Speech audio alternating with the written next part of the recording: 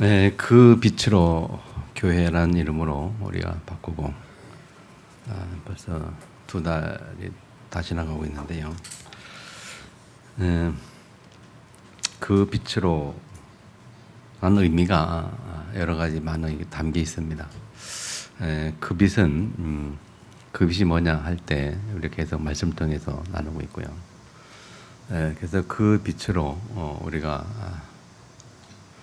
237, 5천 종족, 다시 말하면 땅 끝까지 가는 그 의미를 담고 있어요. 그래서 그 빛, 생명빛 대신 예수님, 살리는 빛 대신 예수님, 그 예수 그리스도 이름으로 살리는 빛을, 복음을 가지고 우리는 땅까지 가야 되는 것이고, 그것이 예수님께서 마지막에 주신 메시지고, 또 하나님이 우리에게 주신 축복인 줄 믿으시기 바랍니다.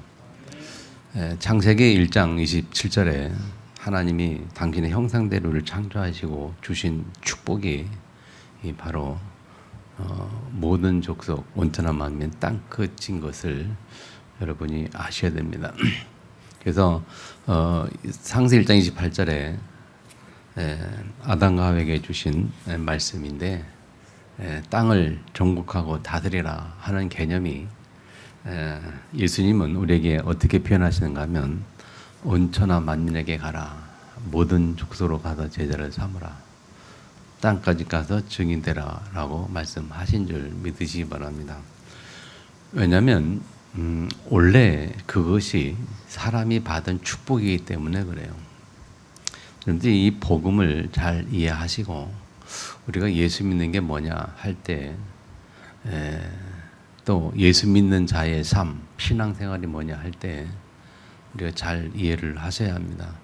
우리가 육신적인 잘됨 또는 육신적인 평안, 건강 이런 것도 믿는 이유기도 하겠습니다만은, 예수를 믿고 또 하나님 우리를 부르신 궁극적인 목적은 땅끝까지 가는 것이고, 모든 족속에게 제자를 삼는 것이고, 온천한 만민에게 복음을 증거하는 것인 줄 여러분이 믿으셔야 합니다. 이 비밀을 깨달을 때에 우리에게 진정한 축복이 회복이 됩니다. 이 비밀을 아는 것을 보고 우리가 영안이 열렸다라고 말할 수 있고, 영적인 것이 뭔지 안다라고 말할 수 있고, 이것을 모를 경우는 결국 육신적인 신앙생활이라고 표현하죠. 이 기복 신앙생활, 세상에서만 잘 되고 잘 먹고 잘 되고 잘 사는 것을 바라는 기복 신앙이라고 표현을 하죠. 근데 예수 믿는 것은 그런 차원이 아니고 그 차원을 넘어서서 영적인 차원이고, 영적인 차원의 마지막은 영적인 차원이 영적으로 끝나는 것이 아니고 영적인 차원에서 이 세상을 바라볼 때 나오는 것이 예수님의 마지막 미션이라는 거죠. 그래서 영적인 하나님의 자녀들이 영적인 차원에서 이 세상을 정복하고 다스리는 것이 세계복음화라고 이해하시면 돼요. 그러면 세계복음화라는 것은 결국 뭐냐, 땅까지 가는 것은 뭐냐 할 때 결국 이 육신적인 삶과 연관이 되잖아요. 그래서 땅까지 가기 위해서는 육신적인 것이 필요할 수밖에 없어요. 많은 부분들이. 그래서 거기에는 그 속에 다 들어있잖아요. 건강도 필요하겠죠. 우리가 몸이 아파서는 갈 수가 없잖아요. 또 경제가 없이는 갈 수가 없잖아요.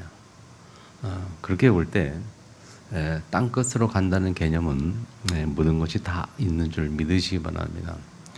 그래서 예수님 말씀하시기를 너희는 먼저 그의 나라의 의를 구하라고 말하면서 그 전에 하신 말씀이 먹는 것, 입는 것, 마시는 것 그거 걱정하지 말고, 그거는 불신자들이, 하나님 안 믿는 사람들이 그것 때문에 살지, 우리가 하나님 믿는 우리들은 하나님이 하시는 일을 해야 되는데, 하나님 원하신 일을 해야 되는데 그것이 먼저 그의 나라의 의를 구하라 라고 말씀하면서 그리할 때에 먹고 입는 것 마시는 건 다 주겠다고 약속을 하셨어요.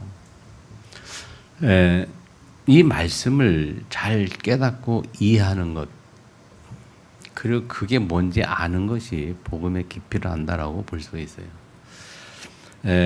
복음은 육신의 개념보다는 영적인 개념이 더 강해요.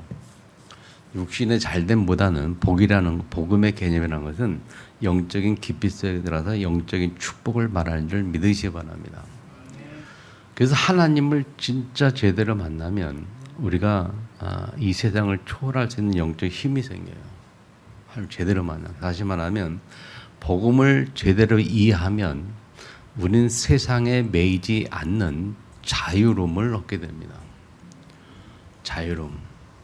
무슨 말일까요? 세상에 매이지 않는 자유로움이 뭘까요? 사람은 거의 세상에 매이 있거든요. 다시 말하면 어떻게 표현할까요? 세상에 매인다는 말은 우리가 세상에서 경제가 없으면 세상에 없는 경제 때문에 힘들어하고 육신을 가지고 있는 보이는 육신을 가지고 있는 그 육신이 문제가 고 어려움이 오고 특히나 건강을 잃으면 그것 때문에 힘들어하고 육신만 힘든 뿐만 아니고 마음까지 힘들어하고 절망하게 되면서 마음도 무너지면서 더 나아가서 삶까지 무너지는 거죠. 경제도 마찬가지고 그런 게 매여 있다는 말이 뭐냐? 영향을 받는다는 거거든요. 그런데 매이지 않는다는 말은 뭐냐면 관계없다는 거예요. 내가 경제가 있어도 없어도 관계가 없다는 거예요. 내 마음 상태가 흔들리지 않는다는 거죠. 몸이 아프나 안 아프나 몸은 아프면 뭐 아픔을 느낄 수 있겠죠. 그러나 우리의 마음, 영은 거기에 매이지 않는다는 거예요. 그래서 몸이 아파도 우리 영이 기뻐하고 우리 마음이 슬프지 않고 힘들어하지 않고 평안을 얻을 수 있는 그런 비밀이 있다는 거죠. 그걸 보고 매이지 않는다 그래요. 이해하십니까? 경제에 매이지 아니하고 건강에 매이지 아니하고 세상 것에 매이지 아니하는 참 자유와 진리, 평안, 그것이 예수님이 저와 여러분에게 약속하신 것입니다. 아멘. 그래서 예수님 말씀하셨어요. 내가 너에게 평안을 주느니 내가 너의 주는 평안은 세상이 주는 것과 같지 않다라고 얘기했어요. 그래서 말씀하시기를 세상이 줄 수 없는 것을 너에게 주겠다. 세상 얻지 못하는 것을 너에게 주겠다. 그래서 우리는 그 빛 속으로 들어가야 됩니다. 그 빛, 생명빛, 예수님의 그 생명빛 속으로, 재창조의 빛 속으로, 삶의 빛 속으로 들어가야 우리가 그런 영적인 축복을 누리고 육신적인 것을 초월하는 은혜가 있는 줄 믿으시기 바랍니다. 그 비밀을 계속 얘기하는 가운데 우리가 지난주는 빛과 어둠 얘기했어요. 빛과 어둠. 빛과 어둠 얘기를 했고요. 그 지난주는 생명과 사망. 생명이 뭐고 사망이 무엇일까요? 기억납니까? 생명이 뭐고 사망이 뭔지. 생명이 누구고 사망은 누구예요? 생명은 예수를 말합니다. 예수께서 우리에게 생명을 주셨고 사망은 뭡니까? 사망은 죽음이죠. 죽음이라는 것은 죄의 삭시라고 말했어요. 그럼 그 죄를 누가 짓겠냐? 사탄이 창세기 3장에 사탄이 사람으로 하여금 범죄했단 말이죠. 그래서 결국 죄를 짓게 하고 그 죄의 삭스로 말미암아 결과로 말미암아 사망이 왔어요. 그래서 그 사망의 권세 잡은 자를 성경은 사탄이다. 공중권세 잡은 자 그렇게 표현하죠. 에베소 2장 2절에 나와 있고 에베소 6장 10절에 나와 있어요. 어둠의 세상 주관자라 이렇게 말해요. 세상 주관자. 근데 빛과 어둠 얘기할 때 빛은 뭐고 어둠은 뭡니까? 예수님은 빛으로 표현되고 있어요. 어둠은 어둠의 권세, 사망의 권세를 말하고 있죠. 그래서 에베소 6장 10절에도 어둠의 주관자라고 표현합니다. 지난주 선교제를 쭉 봤습니다만은 어둠이란 단어가 성경에 많이 나오는데 그 어둠의 배경이 다 흑암의 배경 속에서 나오는 것들이에요. 그게 결국 뭐냐? 예수 이름 붙잡냐? 예수냐? 아니면 반대 개념인 예수의 그렇게 반대 개념은 결국 뭡니까? 그렇게 사탄이죠. 생명과 사망 빛과 어둠 말할 때 결국 예수냐 사탄이냐 그런 말이죠. 영의 존재인 사람이 영적인 세계를 모르면 안타깝게도 진짜 이 육신을 갖고 사는 세계에 진짜 축복이 뭔지를 모르고 이 삶의 비밀 뭔지를 모릅니다. 여러분. 모르면 당할 수밖에 없어요. 그래서 오늘은 뭐라고 표현한가요? 목자와 강도라 그래요. 목자와 강도. 예수님을 예수님 뭐라 나는 양의 목자라. 그렇게 양의 목자. 예수님이 목자라 했어요. 반대 개념은 강도요 절도라 그렇게 말했어요. 그래서 다윗은 그 목자를 어떻게 표현했냐? 시편 23편에 우리 잘 아는 것처럼 그렇게 표현했어요. 여호와는 나의 목자시니 내가 부족함이 없다. 아멘. 다윗이 누린 축복이 여호와가 나의 목자라. 내가 전혀 부족함이 없다는. 그래서 어느 정도 부족함이 없다는 그 의미가 뭐냐? 사망의 음침한 골짜기라도 해를 두려워하지 않는다. 어떠한 어떠한 배경 속에 그 사음짠 골짜기를 다니면서 내가 어림이고 환난 문제 와도 내가 두려워하지 않는다. 이유가 뭐냐? 주의 지팡이와 막대기로 주께서 나를 위로하시고 인도하시고 지키시고 역사하실 거기 때문에 그래서 결국 푸른 초장에 누이게 하시며 내 원수의 목전에서 내게 상을 베푸시고 그랬어요. 육신을 가지고 있다는 삶에서 내 원수가 많지만 그 원수 앞에서 하나님은 상을 차려주신다. 여호와 나의 목자라. 아멘. 목자를 표현했단 말이죠. 그래서 골로새서 1장 6절 보면요. 6절에서 13절까지 보면 13절에 특별히 보면 그가 우리를 흑암의 권세에서 건져내사 그의 사랑의 아들 나라로 옮기셨으니 그랬어요. 예수님이 여기서 그라는 것은 하나님입니다. 하나님. 6절로 쭉 읽어보면 하나님이 어떻게 하나님은 역사에 나오면서 마지막 13절에 그가 하나님이 우리를 흑암의 권세에서 건져내사 그의 사랑의 아들의 나라로 옮기셨다. 그의 사랑의 아들 나라는 누구니까 예수 그리스도를 말해요. 사랑의 아들. 예수님의 나라. 예수님의 빛의 나라로 우리를 옮기셨다는 거예요. 빛의 나라로 옮기셨고 생명의 나라로 옮기셨고 오늘 보면은 우리의 목자로 삼으셔서 우리의 삶을 인도하시는 자가 되었다는 거예요.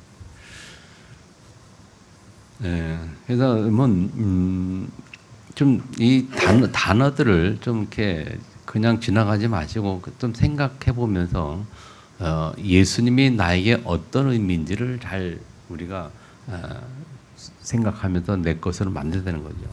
자, 생명과 사망 얘기했어요. 빛과 어둠 얘기했어요. 오늘은 목자와 강도 또는 목자와 절도라 그렇게 말해요. 목자는 양들에게 꼴을 먹이고 좋은 길로 인도하고 꼴이 있는 걸로 끌고 가고 이끌고 그래요. 그래서 양은 그 음성을 들으며 쫓아가고 살아요. 근데 반대 강도는요. 뭐냐? 강도가 뭡니까?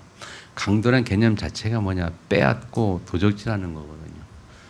자기의 의지와 상관없이 약점을 쥐고 흔들고 약점 속에서 누르고 그 약점을 가지고 그의 인생을 장악하고 인생을 뺏는 게 강도의 절도란 말이에요.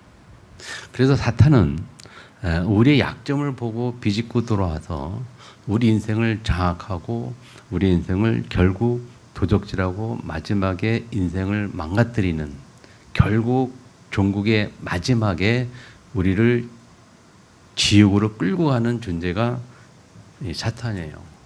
그걸 강도요 도적이라 그렇게 표현합니다.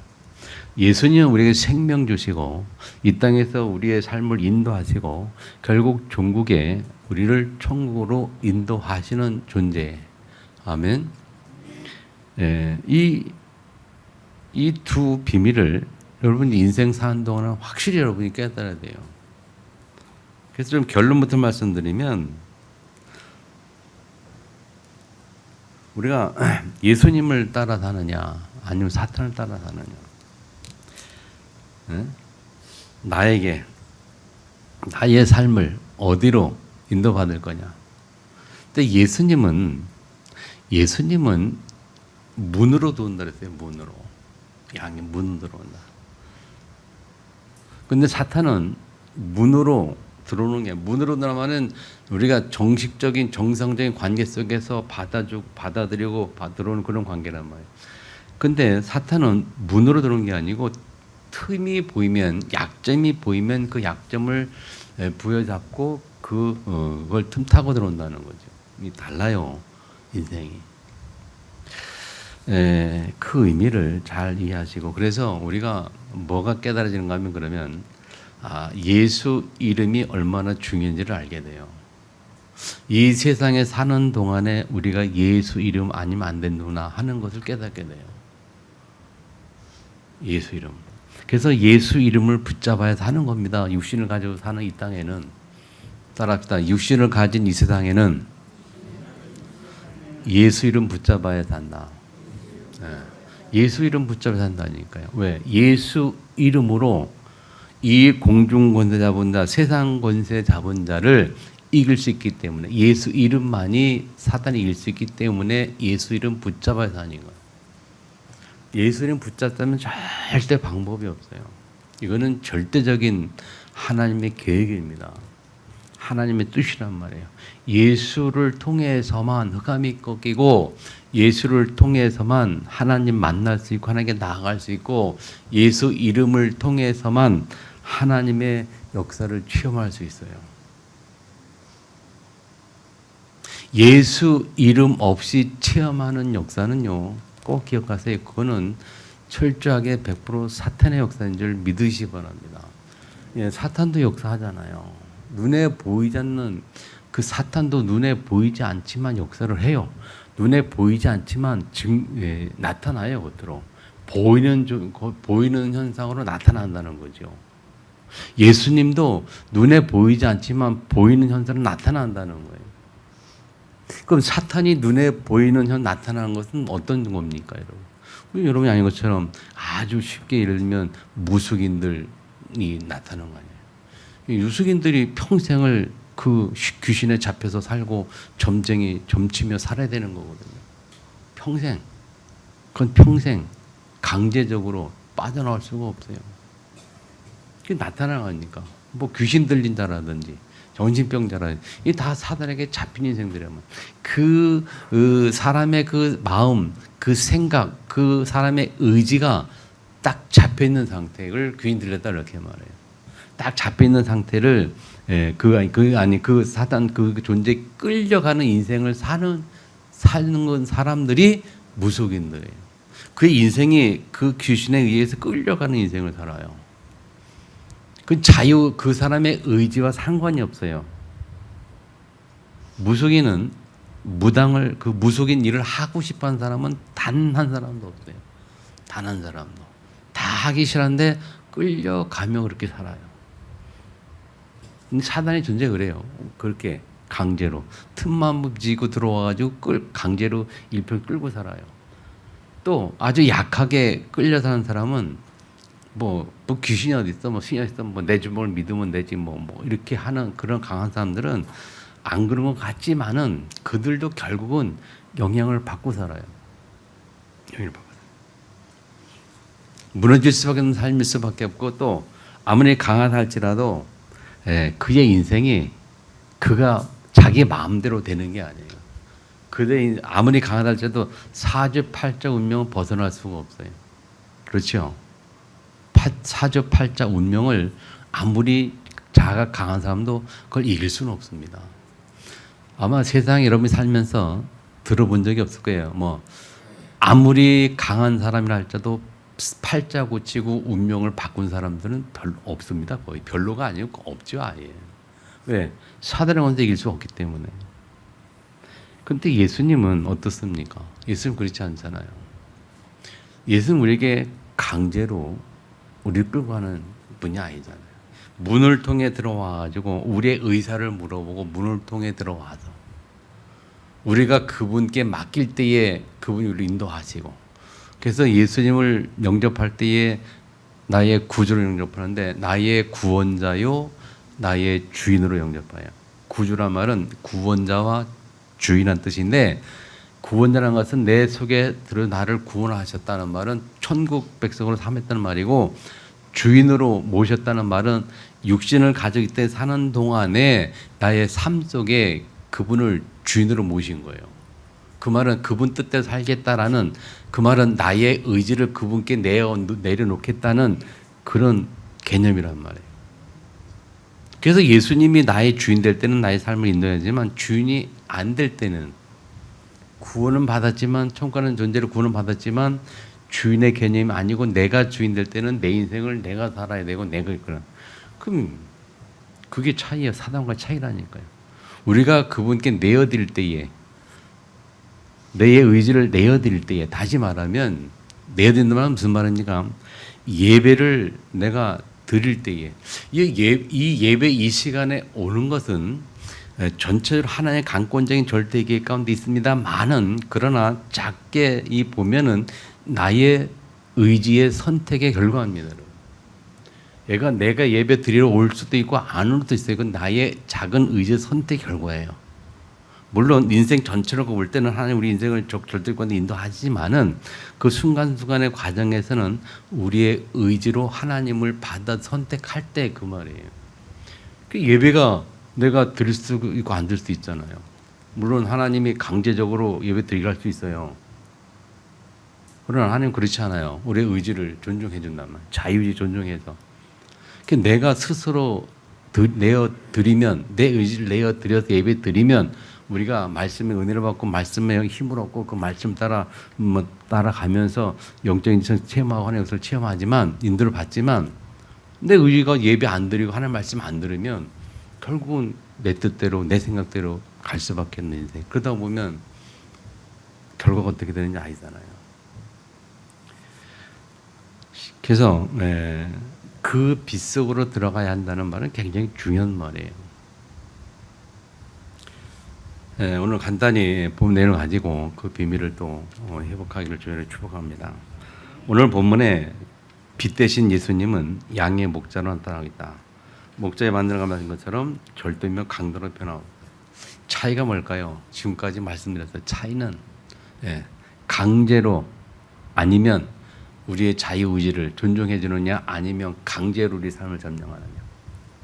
우리의 자유의지를 존중해서 우리가 내어드리면 우리 삶에 들어오신 예수님하고, 틈이 보이면 강제로 들어와서 우리 인생을 빼앗는 그 존재하고 뭐가 차이냐 말이에요. 차이가 다르다는 거예요. 그래서 예수님은 오늘 본문에 그 증거로 뭐라 표현하냐, 문으로 들어가는 이라. 2절에 보면 그렇게 표현해요. 문으로 들어가는 이는 양의 목자라. 양의 목자 대신 우리의 목자신 예수님은 문으로 들어오는 분입니다. 강제로 들어오지 않고 담 넘어서 들어오지 않습니다. 문으로 들어오는. 오늘 10장 1절에 보면 문으로 들어가지 않는 자를 뭐라고 표현합니까? 문을 통하여 양의 들어가지 아니하고 다른 데로 들어가는 자는 절도며 강도여, 그렇게 표현하죠. 그리고 8절에도 같은 표현을 쓰고 있어요. 나보다 먼저 온 자는 다 절도요 강도니 양들이 듣지 아니하였느니라. 8절에도 나보다 먼저 온 자는 절도요. 무슨 말일까? 나보다 먼저 온다는 의미가 무슨 말인가 묵상하고 생각해 봤는데, 나보다 먼저 온다는 뭐예요? 이미 사람은 이미 이 세상에 올 때부터, 어머니 뱃속을 통해서 이 세상에 올 때부터 이미 원죄 가운데 태어나요. 원죄를 가지고.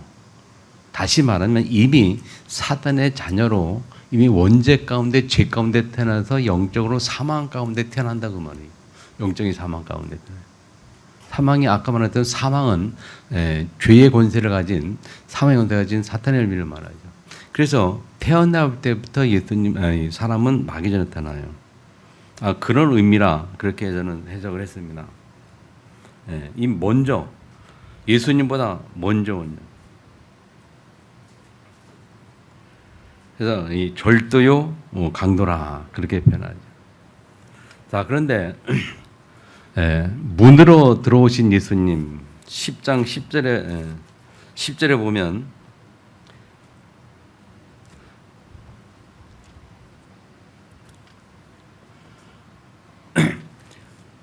문으로 들어오신 예수님은 우리에게 왜 들어왔냐 할 때 10절에 보면 도둑이 들어온 것은 도둑질하고 죽이고 멸망시키지만 도둑은 그러나 예수님이 들어온 것은 양으로 생명을 더 풍성하게 하려 오셨다. 문으로 들어오신 예수님이 우리의 생명을 풍성하게, 그리고 요한계시록 1장 3절 1절에 분명히 또 말씀하시길 예수님이 음성을 듣고 우리가 마음의 문을 열고 예수를 영접했다, 그렇게 말하죠. 예수님은 뭐라고 말합니까? 문 밖에서 두드리느니 그렇게 말하면서 너희가 내 음성을 듣고 문을 열면 그래요.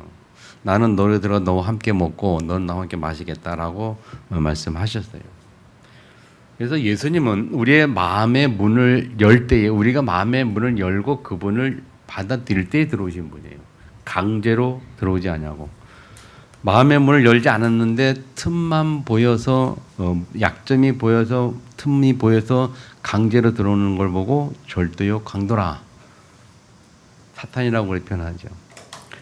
자, 그래서 우리가 꼭 기억하세요. 예수님을 믿는다, 영접했다 할 때 어떻게 해요? 내 마음의 문을 열고 영접을 해서 내 속에 들어오셨어요. 아멘. 그 영접할 때에 두 가지를 꼭 기억해야 됩니다. 구원자와 주인으로 영접했어요. 그래서 예수님을 주인 영접했단 말이에요. 삶 속의 주인의 개념을 영접했단 말이에요. 예수님의 뜻대로 살겠다는 우리의 고백이 있었고요. 왜 그렇게 고백할 수밖에 없느냐? 하나님이, 예수님이 나를 위해서 예비하신 그 인생이 내가 예비하고 계획하고 하는 인생보다 더 확실함을 믿기 때문에, 왜? 예수님을 통해서 하나님 자녀가 됐고 하나님만이 내 인생의 전능자이기 때문에, 알파와 오메가 하나님이 때문에 우리는 그렇게 신뢰하고 내 인생을 내어드릴 수밖에 없었죠. 그런 결단할 수밖에 없었죠, 우리가. 자, 그래서 주인에게 영접했단 말이에요. 자, 그런데 잘 보세요. 그런데 예수님을 영접해서 하나님의 자녀가 되는데 그 육신을 가지고 이 땅에 살아가는 우리의 삶을 우리가 두 가지 종류가 있어요. 믿는 사람이 두 종류의 삶을 살아요. 내가 주인 되는 삶을 살고 아니면 예수님이 주인 되는 삶, 두 종류 중에 하나거든요. 예수님 내 안에 들어오셨는데 우리 내 안에 주인은 나고 예수님은 그냥 손님으로만 모셔놓고 있는 사람. 또 예수를 모셔서 주인으로 모시고 나는 손님으로 되지 않고 예수님을 주인으로 모시고 그분을 따라가는 사람. 근데 중요한 거는 예수님이 손님으로 있고 내 인생의 주인인 내가 됐을 때에, 예수님 손님 됐을 때에 그의 삶을 중요한 것은 그 삶을 사단이 미혹한다는 거죠. 사단이 건드린다는 거죠. 그래서 예수 믿고 구원을 받고 하는 자가 됐지만 우리의 인생이 사단에게 빼앗김을 당하는 인생을 살아요. 내가 주인 되면 사단이 그 틈을 보고 공격해서 우리의 인생을 빼앗고 공격하고 무너지게 하고. 근데 구원은 받습니다. 예수 내 안에 오셨기 때문에, 영접했기 때문에. 근데 단지 이 땅에 육신을 가지고 이 땅에 사는 동안의 삶을 말해. 그 삶은 사단에게 내어주는 삶이 된단 말이에요. 그래서 예수님이 그걸 보고 뭐라고 표현했냐? 성경에 보면 바울이 그걸 표현하죠. 뭐라고 표현? 육체는 사단에게 내어주고 마지막 날에 영혼은 구원받는 부끄러운 구원이다, 그렇게 표현을 해요.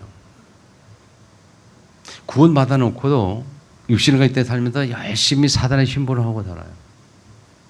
마지막 날에 구원은 받아요. 이 땅의 삶이 부끄러운 삶이에요.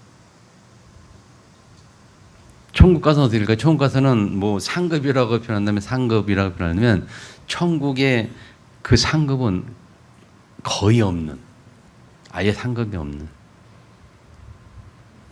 우리 예전에 제가 대학 할 때, 고등학교 대학교 때 다닐 때 20개 다녔는데 20개 다닐 때 보면 우리 그런 얘기 참 많이 했거든요. 천국 얘기 많이 했어요. 천국과 지옥 얘기. 그리고 천국에 가면은 다 사람들이 살 집이 있다 그랬어요.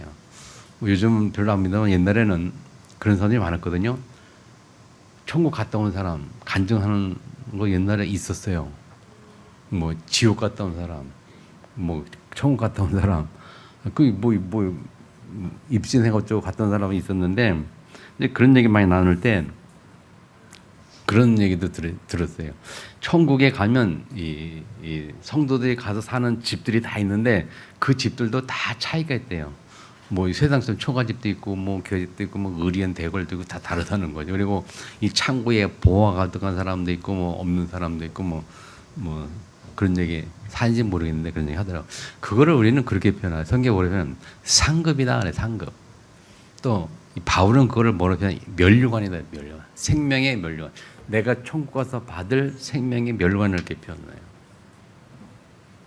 네, 그렇게 볼 때 그 천국의 그 집의 개념, 상급의 개념은 그게 이 땅에 육신을 가지고 사는 동안에 주어지는 결과들이거든요.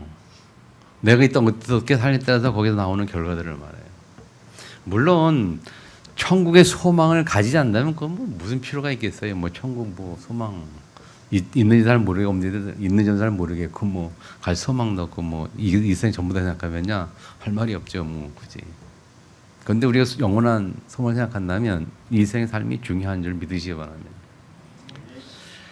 그래서 가장 큰 상급은 생명의 멸관인데 그 생명의 멸관이 뭐냐? 전도 열매, 전도하는 거예요. 사람을 살리는 일.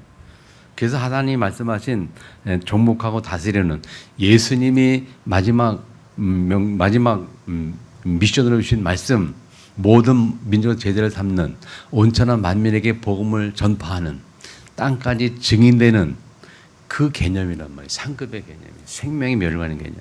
그게 가장 큰 멸류관이 가장 큰 축복이에요. 아멘. 세상에서만 받는 복이 아니, 세상에서는 육신의 복을 받고요.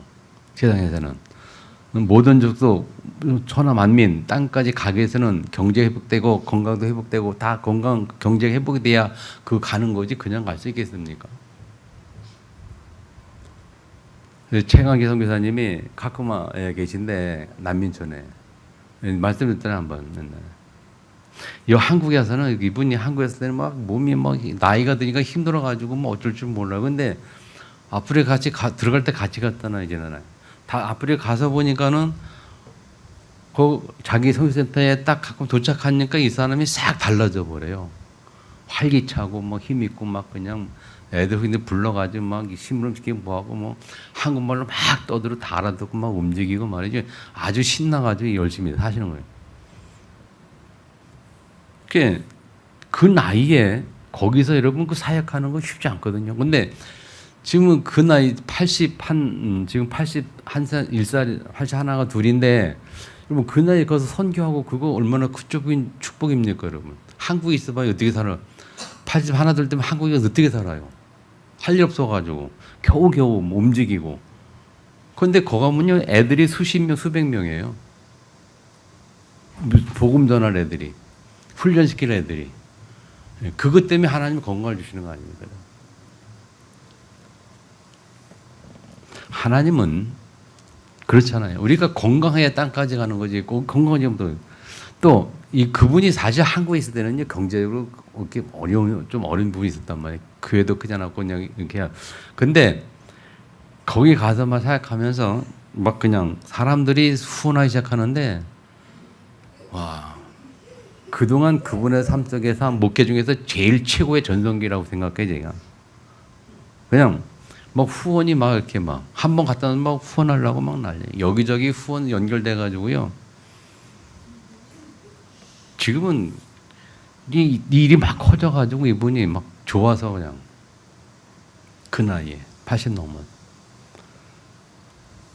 여러분 승리하시기 바랍니다. 아멘. 자, 결국 첫 번째 대지 문으로 들어가는 이의 핵심 메시지가 핵심이 뭐냐? 우리가 예수님을 주인으로 모셨잖아요. 무슨 말이니까 나의 의지를 가지고 그분을 모셔들었고 그리고 그분이 내 인생에 주로 오셨는데 우리는 그분을 주인으로 모시고 살아가는 존재란 말이에요. 강제로 하지 않는다는 사실을 꼭 기억하세요. 우리가 우리의 의지를 존중한다는 사실. 신앙생활은 그거예요. 내가 예배 드릴 수 안 될 수, 내가 말씀 들을 수 안 들을 수 있고 그거예요. 그럼 내가 어떻게 할 것이냐? 잘 선택해야 된다고 말입니다, 여러분. 문으로 들어오신 예수님. 두 번째, 그 예수님, 문으로 오신 예수님을 영접한 자는 그의 음성을 듣나니라. 음성. 누구의 음성을 듣습니까? 예수님의 음성을 듣는 거예요. 3절에 보면 문지기는 그의 문을 열고 양은 그의 음성을 듣나니. 음성을 들어요. 양은, 다시 말하면 하나님의 자녀는, 예수를 영접한 사람은 목자의 음성을 듣습니다. 요 9절, 요한복음 10장 9절에 보면 내가 문이니 누구든지 나로 말미암아 들어가며 구원을 받고 또는 들어가며 나오며 꼴을 얻으리라. 음성을 듣는 사람은 들어가며 나오며 꼴을 얻는다. 우리 인생의 꼴, 먹이라고 말할 때 우리 들어가도 나가도 복을 받는, 신명기에서는 그렇게 말해요. 들어가도 복을 받고 나가도 복을 받고, 또 반대로 들어가도 저주를 받고 나가도 저주를 받는 자가 있어요. 하나님의 말씀 따르는 자, 그의 음성을 듣는 자는 들어가도 복을 받고 나가도 복을 받아요. 그러나 그의 음성을 못 듣는 자, 예수의 음성을 못 듣는 자는, 말씀 못 듣는 자는 들어가도 저주를 받고 나가도 저주를 받고. 옛날 속담에 그런 말이 있죠. 뒤로 넘어도 접시물에 코 박아 죽는다고 말이 있던가요? 물이 많아서 물에 빠져주는 게 아니고, 물 한 그릇만 있어도 그게 코가 거기 빠지면 죽는다는 거죠. 그러니까 쉽게 말하면 재수없게 죽는 걸, 어이없게 죽는 걸 말하잖아요. 그냥 들어가도 저주받고 나가도 저주받고, 들어가도 볼 받고 나가도 볼 받고. 누가? 음성을 듣는 자, 안 듣는 자. 예수님은, 이게 말은요, 우리 인생에, 우리의 삶에 하나님의 음성을 듣느냐 못 듣느냐 그 말이에요. 예수님의 음성을 듣느냐 못 듣느냐 그 차이라는 거예요. 하나님은 우리 인생에 말씀을 주셨어요. 그렇죠? 말씀을 주시고 그 말씀을 약속으로 주시고 그 약속을 붙잡는, 말씀의 약속을 붙잡는 자들이 그 약속의 말씀을 따라 말씀 성취 축복을 누리는 거예요. 말씀 언약을 붙잡는 걸 보고 음성을 듣는다. 하나님의 음성을 듣는 사람이 약속을 붙잡을 수 있잖아요. 음성이 들리지 않으면 안 되는 거예요. 그래서 우리 인생에 말씀을 듣는 축복을 누려야 합니다.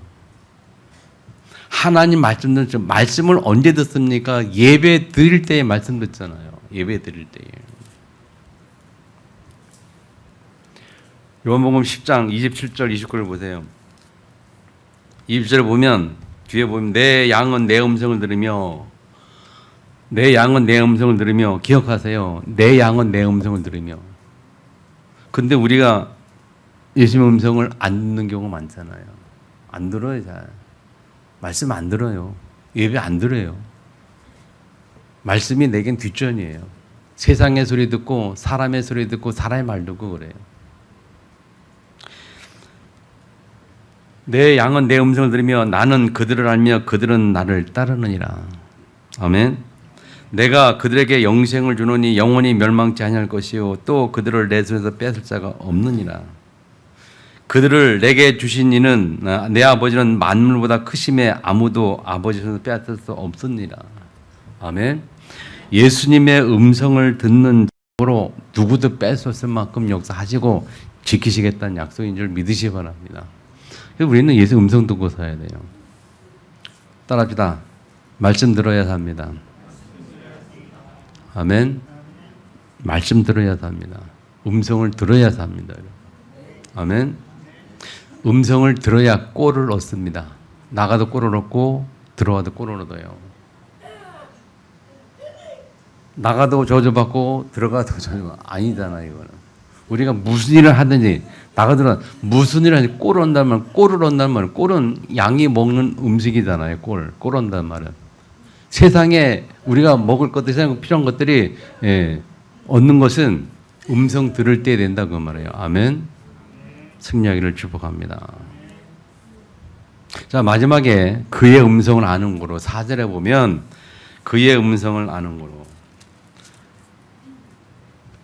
자, 자기 양의 이름을 각각 불러 인도하여 내니라. 자기 양을 다 내어 놓은 후에 앞서가면 양들이 그의 음성을 아는 거로 따라오되 그랬어요. 하나님의 자녀들은, 예수를 믿는 사람들은 음성을 알아요. 하나님의 음성을 안단 말이에요. 안다는 말은 여기서 분별함의 의미가 있어요. 분별한다는 의미가 있어요. 안다 할 때 분별한다는 거예요. 이게 예수님의 말씀인지 사단의 소리인지를 안단 말이에요. 하나님의 음성인지 사탄의 음성인지, 내게 하는 예수님이 하는 하나님의 말씀 음성, 예수님의 음성인지 사단의 음성인지를 구별한다는 거예요. 어디에서? 우리 삶의 현장에서. 그래서 여기 보세요. 4절에 보면, 자, 자기 양을 다 내어놓은 후에 앞서간다 그랬거든요.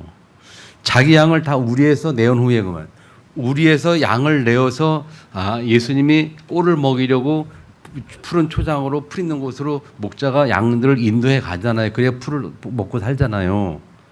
그렇게 다 내온 후에 예수님 앞서 가면서 그들을 인도한다는 거거든요. 자, 어떤 개념인가 하면요, 우리 인생 모든 하나님의 자녀의, 예수를 영접해서 하는 자들 모든 사람의 인생을 다 하나님이 일일이 다 개별적으로 부르신다는 거예요. 다 불러내온 후에 예수님이 우리를 일일이 개인적으로 다 불러서 이 세상에 내어놓고 인도하신다는 개념이라고 볼 때 무슨 말이냐? 모든 개인에게 예수님이 다 계획이 있고, 모든 개인에게 예수님 말씀을 주시고, 모든 개인에게 예수님 미션을 주신다는 거예요. 그래서 예수님 불러낸 자들은 예수의 음성을 듣고, 음성은 알고, 듣고, 그리고 음성을 알고 분별을 하고, 사단의 소리인지 예수 소리인지 분별한다는 거예요. 쉽게 말하면 밑에 보면 사도행전 16장 6절로 10절 써놨는데요. 성령의 인도입니다. 바울이 성령의 인도를 따라 전도의 역사를 이루어가는 것을 보게 됩니다. 성령이 불러 가라사대, 성령이 가지 말라 하는 줄 아시고, 성령의 인도함인 줄 알고, 환상을 보게 했다는 걸, 환상을 본 걸 보면서 이 성령의 인도하심인 줄 알고, 그만해. 성령의 음성인 줄 알고, 하나의 음성인 줄 알고, 그렇게 표현하는 거예요. 우리 삶 속에 이게 하나님 성령의 음성인지 사단의 음성인지 분별이 된다는 거예요. 음성한다는 말은. 이게 굉장한 은혜예요, 여러분. 이걸 놓고 기도하셔야 됩니다, 여러분. 여러분이 업의 현장에서 음성을 알아야 돼요. 예수님의 음성인지 사단의 음성인지, 하나님이 주는 소리인지 마귀가 주는 소리인지를 알아들어야 돼요.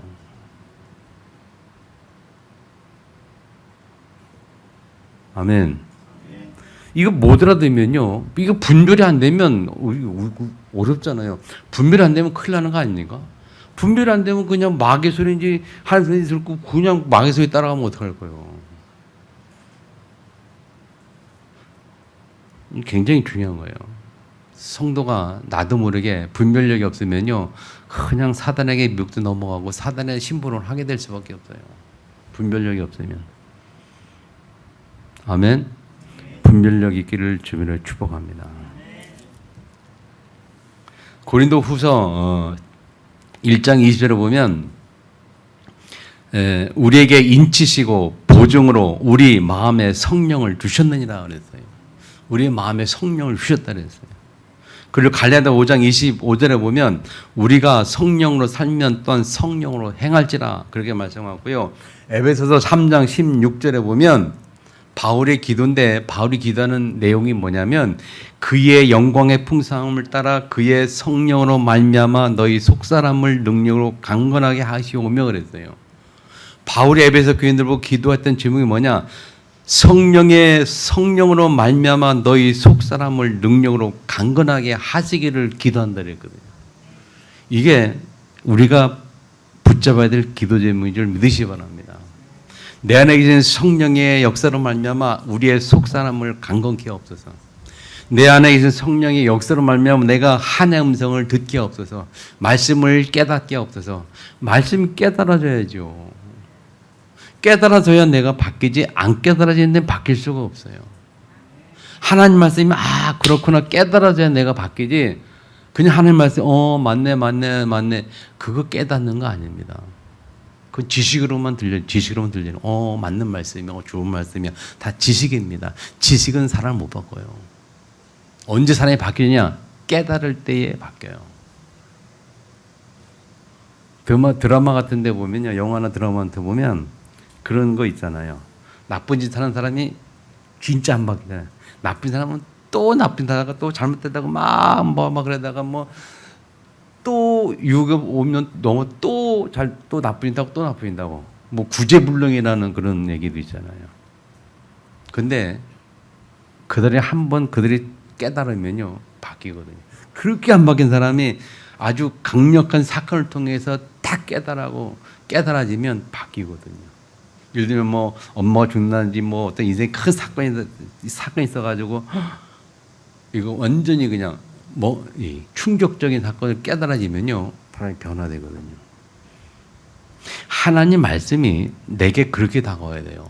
그냥 아는 게 아니고 깨달아지면 그거는 성령의 역사입니다.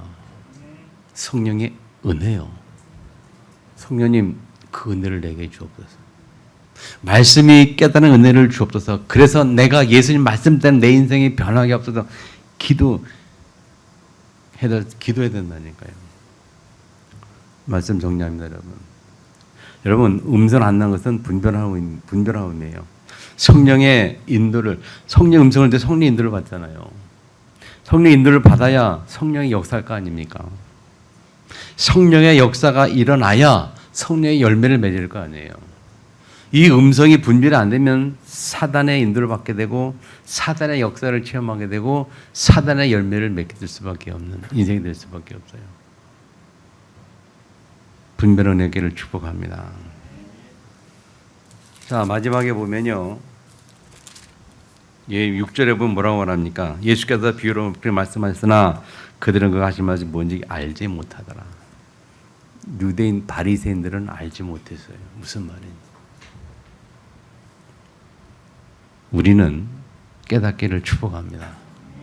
저 여러분은 성령의 은혜로 깨닫기를 축복합니다. 그래서 한 주간 동안 양의 목자로 오신 예수 그리스도, 선한 목자, 양의 목자 내게 강도가 아니고 목자로 오신 예수, 그 의미를 한 주간 깊이 묵상하시고 무슨 결단이 나와야 되는가 하면 내 의지를 가지고 예배 드려야 하겠다는, 내 의지를 가지고 말씀을 들어야 하는, 바울은 나를 쳐서 복종시킨다고 했는데 내 의지를 가지고 예배 드리고 내 의지를 가지고 말씀 듣고 그래야 예수님이 나를 인도한다는 사실.